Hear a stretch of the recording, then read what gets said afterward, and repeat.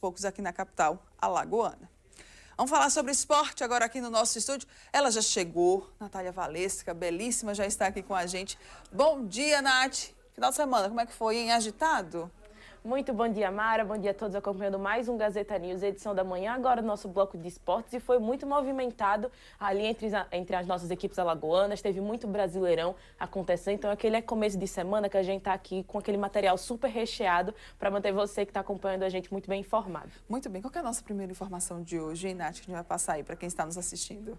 A gente vai começar falando exatamente sobre o nosso estado, né? Como a gente sempre tem esse costume, vamos começar falando aqui de Alagoas, olhando os resultados que a gente teve dos nossos representantes alagoanos em todos os campeonatos que eles disputam no cenário nacional. Como sempre, começando falando sobre Brasileirão Série D, a gente acompanhando aqui os resultados, né? De maneira geral, a gente já vê, não foi um final de semana muito feliz para o estado de Alagoas, né? Então, a gente tem que pontuar aí o que aconteceu entre os alagoanos nessas rodadas. Começando falando de Série D, a gente teve um empate, né, do Asa, o Asa que viajou para enfrentar a equipe do Lagarto no interior de Sergipe. As equipes acabaram ficando no 0-0, né? Foi um jogo difícil para a equipe do Asa. E foram palavras exatamente do técnico Raniel Ribeiro naquela entrevista pós-jogo. Ele falou sobre essa dificuldade que a equipe teve. O jogo também foi um horário ali que não era muito favorável, era às 3 horas da tarde. Nossa. Tu sempre pensa no interior de Sergipe, às 3 horas da tarde, Aquele devia estar fazendo tranquilo. uns 40 graus na sombra, naquela maior tranquilidade. Então, o Asa teve uma dificuldade ali no começo do jogo, principalmente no primeiro tempo,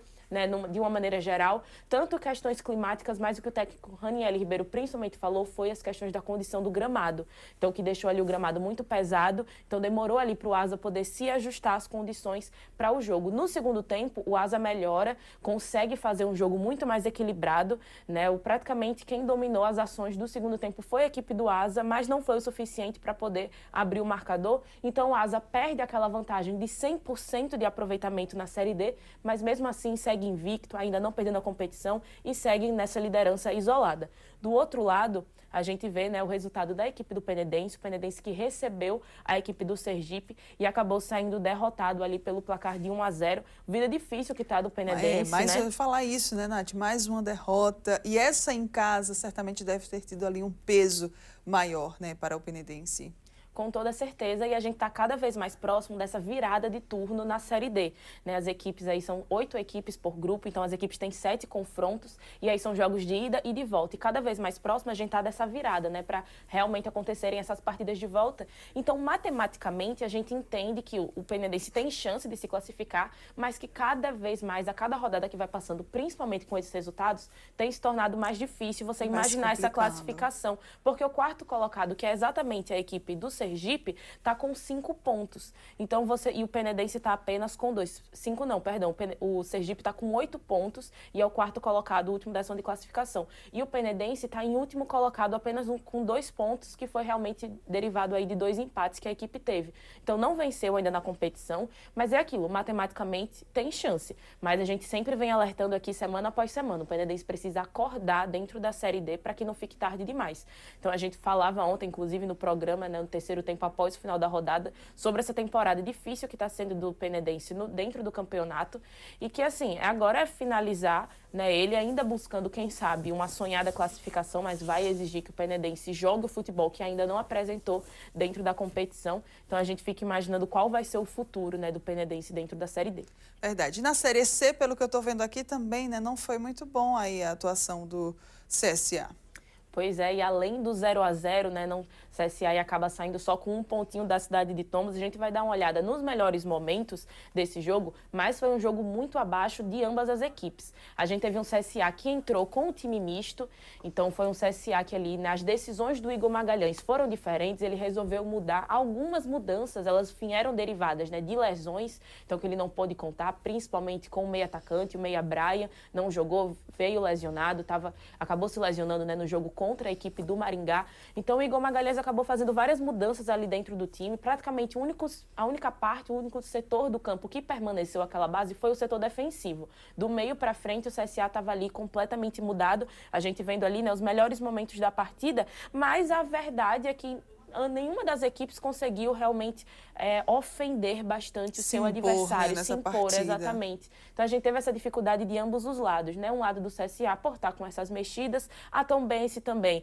né? Teve as maiores chances, as maiores posses de bola. A gente teve esse momento aí, essa chegada da Tombense, que foi uma salvada quase milagrosa, né, do goleiro Gabriel Félix, da equipe do CSA. Mas ambas as equipes apresentaram dificuldades no sábado e ali o CSA estava sem esse poder 100%, né, de ter a sua qualidade, então de ter todos os seus atletas aí, os atletas que já vinham jogando dentro de campo. Alguns acabaram entrando ali no decorrer da partida, né, o próprio Guilherme Cachoeira, o Thiago Marques também, o outro atacante, o outro centroavante do CSA, mas foi um jogo muito abaixo, né, falando de uma maneira geral. E a gente vai dar uma olhada agora na classificação da Série C e ver como é que esse empate acabou afetando a equipe do CSA. A gente podendo olhar aqui, né, quando a gente vai procurar o CSA na tabela, o CSA que saiu dessa zona de classificação, desse G8 da Série C, que hoje é composto pela Ponte Preta, que é o líder da competição com 13 pontos, seguido por Caxias, em segundo colocado. Em terceiro, a gente tem o Brusque, em quarto, Maringá, em quinto, São Bernardo, em sexto, Ituano, em sétimo, Londrina, e em oitavo, a gente tem a equipe da Tombense e o CSA se posicionando ali em nono colocado, né? E a gente, mais uma vez, explicando essa questão da Tombense estar à frente do CSA, sendo que eles empatam nos outros critérios, né? Os critérios ali que vêm sendo definidos é por cartões. Então, tanto por cartão amarelo, mas principalmente cartão vermelho. O CSA fica abaixo porque tem um cartão vermelho na competição. Então, tá aí saindo da tabela, saindo dessa zona de classificação. E é aquela, né? O CSA jogou fora de casa agora nessa rodada. Na próxima vai voltar a jogar dentro de casa, mas está vivendo aí um momento de instabilidade na Série C, né? Faz jogos muito bons, mas aí na próxima rodada faz jogos mais abaixo. Então ainda está próximo da zona de classificação, né? Não é um super alerta, aí não é para o torcedor ficar preocupado. Acredito que o Igor Magalhães também, na própria entrevista coletiva, ele entendeu, né, como se deu o resultado, aonde o CSA errou e avaliou até como um ponto importante, né? Você estava jogando fora de casa, saiu com um pontinho, é claro, tem que enxergar essa pontuação, né, mesmo sendo apenas um ponto na tabela, enxergar como um ponto importante, mas também é saber que dava para o CSA ter saído vitorioso dessa partida. Muito bem, Nath. Estava até vendo aqui, gente, eu não acompanho muito futebol, mas eu acho que eu lembrava do Guarani, assim, né, em algumas séries aí acima. É o Guarani que já disputou o Campeonato Brasileiro da Série B, também fazia grandes jogos na Série B. A gente está vendo muitos times aqui, né, até dessa Série C mesmo. A Ponte Preta é um deles, a equipe do Ituano também, o Londrina, o Náutico, o próprio Botafogo da Paraíba também. Então é uma Série C que está naquela mistura, né? Tem muitos times aí que eram essas figurinhas garantidas no Campeonato Brasileiro da Série B e que hoje estão tornando essa Série C um dos anos mais difíceis, assim, né? A gente está vendo, né, nas classificações que está tudo ali muito empatado. Então, a distância entre uma equipe e outra não é tão grande. A gente vê essa tabela ainda bem bagunçada. Então, vem sendo um campeonato muito difícil que, com certeza, vai ser definido aí nos detalhes. Muito bem, fechamos então no Brasileirão da Série C. Vamos agora falar sobre o Brasileirão da Série B. E olha, CRB ganhou, né, representou Alagoas aí nessas competições, com destaque para o goleiro, Matheus Albino, mais uma vez, né, Nath, ali salvando este time. Mais uma vez, Matheus Albino, sempre ele. O CRB, que foi o único representante alagoano nesse final de semana que saiu com a vitória, então salvou, assim, né, o nosso estado em relação a isso. Mas até foi uma vitória bem controversa. A gente vai dar uma olhada aqui, né, nos lances. Esse daqui foi o lance do gol, né, o lance do gol do CRB, que a gente tem um cruzamento, tem aquilo que você sempre comenta, Mara, aquela bagunça ali na pequena área.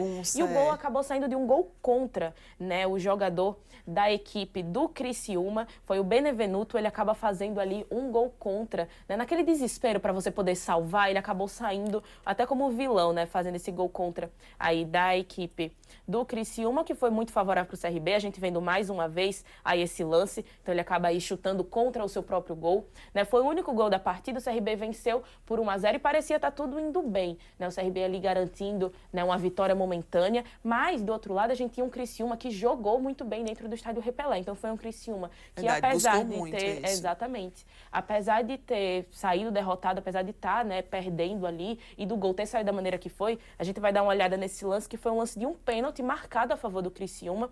A gente vai ver exatamente o lance onde bate ali, né, no defensor da equipe do CRB. Então, o VAR chamou esse lance, né, fez ali a checagem, e após a checagem a gente vendo mais uma vez que bate ali, né, até não tinha dado a impressão, eu particularmente quando tinha visto esse jogo, né, e visto esse lance ontem, não achei que teria sido pênalti, acreditei que até bateu primeiro ali na cabeça, né, o jogador do CRB acabou cabeceando antes, mas o VAR entendeu que teve esse contato, teve esse braço, e ele marcou o pênalti, e a gente vai olhar exatamente essa cobrança de pênalti, né, que foi o Marcelo Hermes que foi para a cobrança, e a gente vê que quem brilhou não foi o cobrador, não. Foi o goleiro Matheus Albino que encaixou a cobrança. Pegou de primeira, então, né? Exatamente, saiu com esse respeito, né? E já foi ali na metade do segundo tempo, então foi ali a peça fundamental que segurou essa vitória para a equipe do CRB. A gente vendo mais uma vez Matheus Albino, um exímio defensor de pênalti, né? Então é conhecido por isso, tem essa fama positiva aí em que mais um jogo foi essa peça fundamental dentro da equipe do CRB. Ó, mais uma vez encaixada bonita, e ele sai comemorando, ele que inclusive deu uma entrevista, né, para o nosso repórter Iverson Fernandes, ele saiu até nas redes sociais do Gazeta FMAL, e a gente viu que ele ficou muito emocionado, né, ele estava ali naquele momento final, então a torcida gritou o nome dele, ele falou que a família dele estava presente no estádio também, então foi mais um desses momentos de emoção para o goleiro Matheus Albino. Pois é, o CRB garantiu essa vitória, agora eu quero saber como foi que ficou aqui, exatamente isso, como foi que ficou aqui o CRB no Brasileirão da Série B, nessa tabela. Vamos olhar que a tabela, a gente já vê uma tabela mais positiva, né? A gente já vendo que com essa vitória o CRB volta à zona de classificação, ao G4 da Série B, aqui na quarta colocação. Esse G4 que é composto pelo Goiás em primeiro colocado com 17 pontos, pelo Vila Nova em segundo colocado, logo ali pertinho com 16 pontos. Empatado com o Vila Nova também, a gente tem a equipe do Remo em terceiro colocado. A diferença ali é o número de vitórias, né? O Vila acaba superando o Remo no quesito vitórias. E o CRB fechando essa zona de classificação aqui da Série B, seguindo o complemento da tabela. Em quinto colocado a gente tem o Operário, seguido da Chapecoense em sexto, Avaí, Novo Horizontino, Cuiabá, Ferroviária, Atlético Goianiense, Curitiba, Atlético Paranaense. Olha o Furacão aí em 13º, né? Saiu dessa primeira página da tabela. Seguido de América Mineiro, Atlético e Criciúma. Abrindo o Z4, a gente tem em 17º o Volta Redonda, o Botafogo de São Paulo, o Paysandu e lanterna da competição, o Amazonas. Muito bem, Nath, fechamos o Brasileirão da Série B. Vamos agora, é um trava-línguas, né? Para o Brasileirão da Série A. Teve muita partida, né, no final de semana? Teve muita partida, e a gente fechando agora, né, os Brasileirões com o Brasileirão, que foi o que deu o que falar nesse final de semana, que foi o final de semana dos clássicos, né? Gente, já vi ali um resultado que eu gostei, tá? A gente teve um final de semana aí repleto de clássicos. A gente falou tanto dele, Mari. Falou teve vitória, dele, rapaz. Não foi? Teve vitória esse final de semana. Fazendo o nosso giro aqui, né? A gente sempre promete, na sexta-feira a gente traz a agendinha, e na segunda-feira fazendo essa planilha aqui com todos os resultados. Começando no sábado, a gente teve a vitória da equipe do Ceará contra o Sport por 2-0. O jogo tão falado, né? Vasco e Fortaleza, depois de bater na trave 2 vezes, o Vasco venceu. Que o Vasco bom, né? venceu e convenceu, né? Primeira vitória do técnico Fernando Diniz, voltando ao comando do Vasco, com 3-0 para cima do Fortaleza. Foi uma super vitória ali, que já já a gente vai ver a tabela, e que como foi positiva para o Vasco, né? O São Paulo venceu o Grêmio por 2-1 também no sábado. Foi aquela vitória no sufoco, né? O torcedor são paulino quase não respira até o minuto final do jogo. No domingo, a gente teve o clássico paulista. O Corinthians venceu a equipe do Santos por 1-0. Também no domingo, a gente teve um empate entre Juventude e a equipe do Fluminense por 1-1. O Bahia venceu a equipe do Vitória, né? Teve esse triunfo sobre o Vitória, tem que chamar de triunfo, por 2-1, né? No clássico Bavi. A gente também teve a vitória do Palmeiras por 2-1 contra a equipe do Red Bull Bragantino. O empate no Clássico Carioca, o Flamengo e Botafogo ficaram tudo no 0-0. Mais um empate, mas agora entre Internacional e Mirassol ficaram no 1-1. E a gente fechou a rodada de domingo com mais um clássico, né? Agora um clássico mineiro, que aí Cruzeiro e Atlético Mineiro também ficaram no 0-0. Vamos ver então a tabela, Nath? Você estava falando aí dela, né? Vamos conferir então como foi que ficou essa tabela. Se modificou muito. Modificou, né? Palmeiras assumiu ali. Modificou. Palmeiras acabou seguindo até a sua liderança, o Flamengo que encostou mais um pouquinho. A gente teve uma mudança ali nesse G4, né? O Palmeiras permanecendo líder com 22 pontos. O Flamengo, né, ainda se permanecendo como vice-líder também, com um empatezinho, chegou a 18 pontos. O Cruzeiro, em terceiro colocado, assumiu essa posição, né? Era o quarto, mas assumiu aí a terceira colocação por conta do saldo de gols. E o Red Bull Bragantino, que com a derrota acabou perdendo em saldo e ficando em quarto colocado, fechando o G4. Em quinto e sexto colocado, aquela zona de pré-Libertadores, a gente tem uma dupla nordestina, né? Empatados também em pontos, a diferença é de saldo de gols. A gente tem em quinto colocado o Ceará e em sexto o Bahia. Seguindo a nossa tabela, em sétimo a gente tem a equipe do Fluminense, seguido de Corinthians, Atlético Mineiro, Botafogo, São Paulo e Mirassol, fechando a zona da Copa Sul-Americana. Né? Em 13º, olha, o Vasco saiu da zona. Olha, né? Aí as coisas melhorando. Em 13º, a gente tem o Vasco com 10 pontos. Em 14º, Fortaleza, seguido de Internacional e Vitória, abrindo o Z4. A gente tem o Grêmio em 17º, seguido de Juventude e Santos. E o lanterna da competição permanecendo a equipe do Sport. Esporte, né? Bem, Nath, para a gente fechar, por conta da nossa hora, do seu horário, vamos falar sobre NBA, né? Para a gente encerrar, porque eu tô sabendo... Jesus! Muita emoção na NBA, muita eu tô sabendo que já tá tudo definido. Tá tudo definido, Mara. Vamos olhar esse chaveamento que a gente ficou nesse final de semana aguardando, né? Para quem vão ser os finalistas da NBA. Olhando aqui o nosso chaveamento, tudo definido, finais definidas. Falando primeiro dos confrontos que definiram esses chaveamentos, a gente teve uma vitória do Oklahoma Thunder contra a equipe dos Nuggets, que deixaram para o confronto final. Final, né? Tava ali agora 3-3, foi 4-3, uma vitória aí poderosa do Thunder, que chegou à final já sabendo, né, o seu adversário. Thunder e Timberwolves se enfrentam e do outro lado o Knicks também passou, mas foi uma vitória mais tranquila, né? Por um 4-2, passou e vai ser o adversário dos Pacers. O Celtics foi eliminado. Né? O Celtics foi eliminado. Então a gente já conhece aqui as duas finais, né? A final da Conferência Oeste, ficando entre Thunder e Timberwolves, e na Conferência Leste a gente tem a final entre Pacers e Knicks. Não teremos jogos hoje, então a gente vai ficar com saudade. A gente teve uma pausa na NBA, mas também uma pausa de um dia. Essas finais começam... Já ia perguntar, começam amanhã? Começam amanhã. Então amanhã a gente vai ter primeiro a final, melhor dizendo, do lado oeste, e aí na quarta-feira a gente tem a final do leste. Então a gente vai ter aquela mesma alternância que a gente costuma ter, né, dos jogos. Um dia tem a final de um lado da conferência, do outro dia a gente tem o outro lado da conferência. Então a gente vai aí atualizando também, porque agora é tudo ou nada, né? Tudo ou nada, é final já para ver quem vai disputar a super final da NBA, né? Vai ser loucura, hein, gente? Vamos lá, né? Vamos continuar aqui acompanhando. A Nath amanhã nos traz mais detalhes. Nath, obrigada, meu bem, pela sua participação. Já falou que deseja boa tarde. Faltam segundos. Hoje já é boa tarde. Eu que agradeço, Mara. Uma boa tarde para você, para todos que vão seguir acompanhando o nosso Gazeta News, edição da manhã. E amanhã eu volto na nossa terça-feira para trazer muito mais atualizações sobre o universo esportivo. Muito obrigada. Parabéns, viu, pelo seu trabalho. Vamos seguir aqui, trazendo mais notícias.